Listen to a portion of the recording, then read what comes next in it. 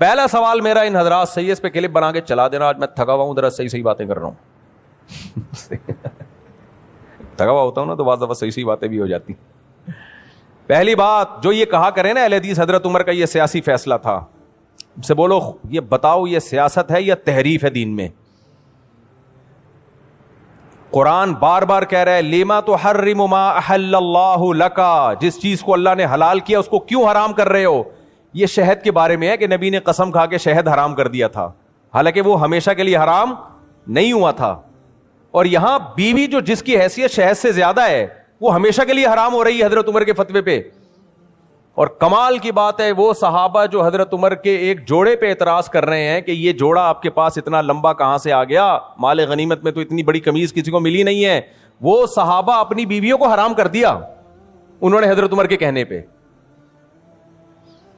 حضرت عمر نے حضرت حذیفہ سے کہا کہ یہودی عورت سے نکاح مت کریں، صحابی رسول تھے، انہوں نے فرمایا کہ اگر حرام ہے تو نہیں کروں گا، اور اگر اللہ نے حلال کیا ہے تو پھر کروں گا میں، اور کیا انہوں نے نکاح. سمجھ میں آ رہی ہے بات؟ حضرت عمر نے فرمایا میں حرام نہیں کر رہا، اس سے نکاح میں نقصان ہے، کوئی فاسق فاجر نہ ہو. تو لوگ فاسق عورتوں سے نکاح شروع کر دیا، ایسے مشورہ دیا جاتا ہے. تو مشورے کی حد تک تو بہت کچھ ٹھیک ہے بھائی، قانون سازی میں حلال و حرام نہیں کیا جاتا. شیعہ لوگ یہی تو کہتے ہیں حضرت عمر نے قانون بنایا 3 طلاق کو 3 کرنے کا، لہذا وہ 3 کو 1 بھی نہیں مانتے. شیعوں والے کام کرو تو بھی ٹھیک ہے بھائی، انہوں نے تو اپنا ہی فلسفہ بنایا ہے طلاق کا، گواہ بھی ہونا ضروری ہے، حالانکہ کہیں بھی نہیں ہے قرآن میں کہ طلاق پہ گواہ ہونا ضروری ہے. تو یہ دور علم کا نہیں ہے، یہ جہالت کا دور ہے، اور اس جہالت پہ لیبل کس کا لگایا جاتا ہے؟ قرآن اور سنت. تو پہلا اشکال یہ کہتے ہیں ایکچولی وہ حضرت عمر کا سیاسی فیصلہ تھا. تو آپ نے کیا جواب دینا ہے؟ سیاست میں بیویاں حلال، کسی کی بیوی اس پہ حرام، میرے بھائی بولو نا، نہیں ہوتی. نمبر 2 کہتے ہیں صحابہ نے ڈر سے، بس ان کا خوف تھا اور سیاست تھی، صحابہ نے، سارے صحابہ نے، کوئی ایک صحابی سے ضعیف حدیث بھی نہیں ملتی جنہوں نے رخصتی کے بعد اکٹھی 3 طلاق کو 1 کہا ہو، ضعیف بھی نہیں ملتی، صحیح تو دور کی بات ہے. تو وہ کہتے ہیں وہ صحابہ مان گئے بس مجبوری میں. صحابہ مجبوری میں اتنا بڑا فیصلہ نہیں مانتے، وہ تو اشکال کرتے تھے. حضرت عمر کا پہلا خطبہ ہی یہ تھا کہ جب تک سیدھا چلوں ماننا، جہاں قرآن و سنت سے ہٹوں سیدھا کر دینا مجھے. ایک صاحب ایک نے کھڑے ہو کر کہا نا کہ آپ کو سیدھا کر دیں گے، حضرت عمر نے دعائیں دی اس کو. حضرت عمر نے قانون بنایا کہ 400 درہم سے زیادہ مہر نہیں ہوگا. یہ بالکل سیاسی فیصلہ تھا اس میں، کیونکہ قرآن نے مہر کی کوئی مقدار متعین نہیں کی ہے. اگر گورنمنٹ یہ سمجھتی ہے کہ اتنا زیادہ مہر لڑکی والے رکھ رہے ہیں کہ لڑکیوں کی عمریں نکل رہی ہیں، اس پہ غور کیا جا سکتا ہے کہ کچھ متعین مقدار کر دی جائے. یہ سیاسی فیصلہ تھا. لیکن ایک عورت نے کہا کہ قرآن کہتا ہے ان آتیتم احداہن قنطارا فلا تاخذوا منہ شیئا، سونے کا پہاڑ بھی مہر میں دیا ہو واپس مت لو. تو اللہ تو سونے کے پہاڑ کا تذکرہ کر رہے ہیں، آپ کیسے مہر کی مقدار متعین کر رہے ہیں؟ حضرت عمر جواب دے سکتے تھے کہ اللہ نے یہ تو نہیں کہا کہ سونے کا پہاڑ دو، وہ تو ایک مثال دی ہے کہ اگر سونے کا پہاڑ بھی مہر میں ہے تو طلاق کے بعد وہ واپس نہیں لیا جا سکتا. لیکن اس کے باوجود حضرت عمر اپنی بات سے پیچھے ہٹ گئے اور فرمایا اخطأ رجل واصابت امرأۃ، عورت نے درست کہا اور مرد سے غلطی ہو گئی. نہیں آئی میرا خیال ہے بات؟ حضرت عمر کے بارے میں بخاری میں ہے کان وقافا عند کتاب اللہ، قرآن کی جیسے ہی آیت سامنے آتی رک جاتے تھے، بس ریورس پیچھے ہو جاتے تھے اللہ کی آیت سن کے. تو کیا ان کے سامنے یہ آیتیں نہیں تھی الطلاق مرتان، جس کا اہل حدیث لوگ اپنی طرف سے ترجمہ کرتے ہیں کہ طلاقیں 2 مہینے میں 2 مرتبہ ہیں؟ کہاں سے 2 مہینے لگا دیے تم نے یار؟ فَإِن طَلَّقَهَا فَلَا تَحِلُّ لَهُ مِن بَعْدُ، قرآن کہہ رہے تیسری طلاق دے دی بیوی حلال نہیں ہے. قرآن نے تو نہیں بتایا کہ اسی وقت دی یا اگلے مہینے میں دی، یہ تو کوئی قید نہیں ہے قرآن میں. کہہ رہے نہیں مرتان مرتبہ ہے نا، مرتبہ کا مطلب ایک مرتبہ پھر دوسری مرتبہ. حدیث میں آتا ہے، بخاری کی حدیث ہے، جو 33 مرتبہ سبحان اللہ کہتا ہے نماز کے بعد، تو کیا مطلب 33 مہینوں میں 33 مرتبہ سبحان اللہ کہے گا وہ؟ اس لیے بیچارے اللہ معاف فرمائے، بس ان کا ہوگا کیا آخرت میں. سعودیوں کو فالو کرنے کا نتیجہ ہے یہ. یا تو تم اپنا امام اللہ رسول کو بولتے ہو، فتوے تم وہاں سے لے کر آتے ہو.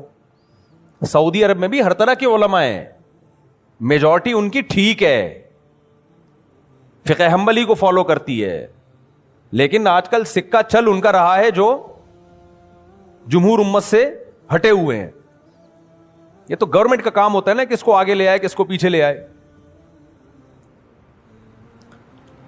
تو اس لیے زبانوں پہ کنٹرول کیا کرو بھائی.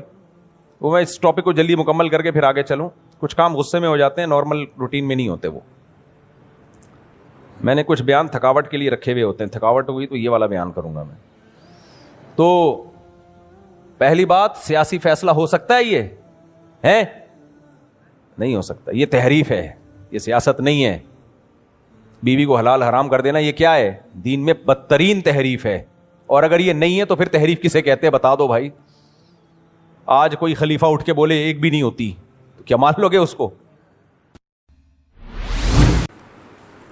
میں نے سوال پوچھا ہے، لوگ قرآن پڑھ کر دوسروں مرحومین کو بخشتے ہیں یا قرآن خوانی کرتے ہیں، یہ کیسا عمل ہے؟ قرآن خوانی تو ایصال ثواب کے لیے بدعت عمل ہے، کیونکہ اجتماع کے لیے الگ سے ثبوت ضروری ہے.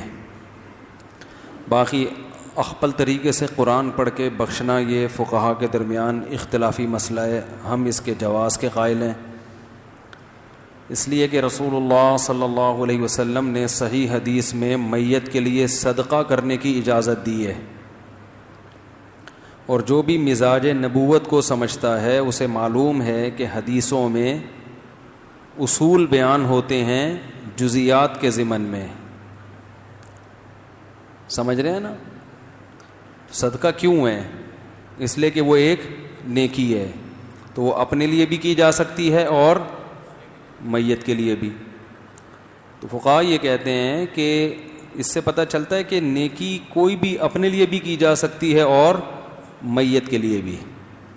تو یہ بالکل جائز ہے، اس میں کوئی حرج نہیں ہے. البتہ جو چیز حدیث میں منصوص ہے وہ ہے صدقہ، تو اس کو زیادہ فوکس کرنا چاہیے. سمجھ رہے ہیں؟ باقی بعض لوگ اس میں بحث کرتے ہیں کہ حدیث میں صدقہ ہے، آپ نے قرآن کہاں سے نکال لیا. تو حدیث میں تو ایسے اور بھی ہیں. حدیث میں آتا ہے کہ انسان جب مر جاتا ہے تو 3 چیزیں باقی رہتی ہیں: صدقہ جاریہ، علم جس سے لوگ فائدہ اٹھائیں، یا نیک اولاد جو اس کے لیے دعا مانگے. تو اب کیا کوئی اولاد کے علاوہ کوئی اور دعا مانگے گا تو فائدہ نہیں ہوگا؟ ہوگا نا، وہ تو چوتھی چیز ہو گئی. تو حدیث میں جب یہ آتا ہے نا 3 یا 4، تو اجماع اس پر کہ یہ 3 اور 4 میں منحصر نہیں ہوتا. حدیث میں آتا ہے 3 آدمی ایسے ہیں جن کی طرف قیامت کے دن اللہ نظر اٹھا کے بھی نہیں دیکھے گا: شلوار تکبر کی وجہ سے ٹخنوں سے ڈھانپنے والا، اور جھوٹی قسم اٹھانے والا، احسان کر کے جتلانے والا. اب کیا مطلب صرف 3 ہی ہیں؟ اور بھی بہت ہیں جن کی طرف اللہ قیامت کے دن نظر اٹھا کے نہیں دیکھے گا. تو یہ 3 کا عدد یا 4 کا عدد جو حدیثوں میں آتا ہے نا، اس کا مطلب یہ انحصار نہیں ہوتا، بلکہ جب کوئی عدد متعین کر کے کوئی بات بیان کی جاتی ہے تو اس کا یاد کرنا آسان ہوتا ہے. تو اس کا مقصد صرف یہ ہوتا ہے کہ 3 آدمی ہیں جن سے اللہ ہم کلام نہیں ہوگا، تو فوراً دماغ ایک تیار ہو جائے گا کہ یہ 3 تو یاد کر لو. اس کا مطلب یہ نہیں کہ چوتھا نہیں ہو سکتا. قرآن میں اور بھی ہیں جن کے بارے میں آتا ہے کہ اللہ ان سے قیامت کے دن ہم کلام بھی نہیں ہوگا. یہود کے جو علماء تورات میں تحریف کیا کرتے تھے، تو تحریف کا عمل ایسا ہے کہ اللہ قیامت میں رحمت کی نظر بھی نہیں ڈالے گا، ہم کلام بھی نہیں ہوگا. تو اسی طرح حدیث میں جب ایک چیز آ گئی ہے کہ صدقہ کرو، تو اس کی ریزن کیا ہے؟ ریزن یہی ہے کہ وہ نیکی ہے. تو اس سے صاف پتہ چلتا ہے نیکی اپنے لیے بھی کی جا سکتی ہے اور میت کے لیے بھی. پھر اور بھی احادیث ہیں. نبی صلی اللہ علیہ وسلم نے قربانی کی اپنے لیے اور امت کے لیے، حالانکہ وہ تو نبی کے علاوہ ہے نا، تو وہ دوسرے کے لیے قربانی ہے. تو اس سے پتہ چلتا ہے کہ یہ بھی ایک نیکی ہے نا قربانی. تو صدقہ بھی ہے، قربانی بھی ہے، تو کوئی بھی نیکی. لوگ یہ کہتے ہیں صحابہ نے کیوں نہیں کیا، قرآن کیوں نہیں پڑھا؟ تو اگر قرآن خوانی کی ہوتی صحابہ نے، پھر تو ہمیں پتہ چلتا ہے اجتماعی سطح پہ ہوتی ہے نا. تبھی وہ نہیں کی ہے، تو ہم اس کو بھی اسی وجہ سے بدعت کہتے ہیں کہ مرحومین کے لیے قرآن خوانی باقاعدہ یہ بدعت ہے. باقی انفرادی طور پر کسی نے میت کے لیے کوئی تلاوت کی ہے نہیں کی ہے تو دل کی نیت ہے، تو اس کی نفی پر ہمارے پاس کوئی دلیل نہیں ہے، اور حدیث سے ثبوت ملتا ہے کہ نیکی کی جا سکتی ہے، تو نیکی میں عموم ہے۔ دوسری بات یہ کہ جس کام میں اللہ کی رحمت زیادہ ہو تو اس کو ترجیح دینی چاہیے نا۔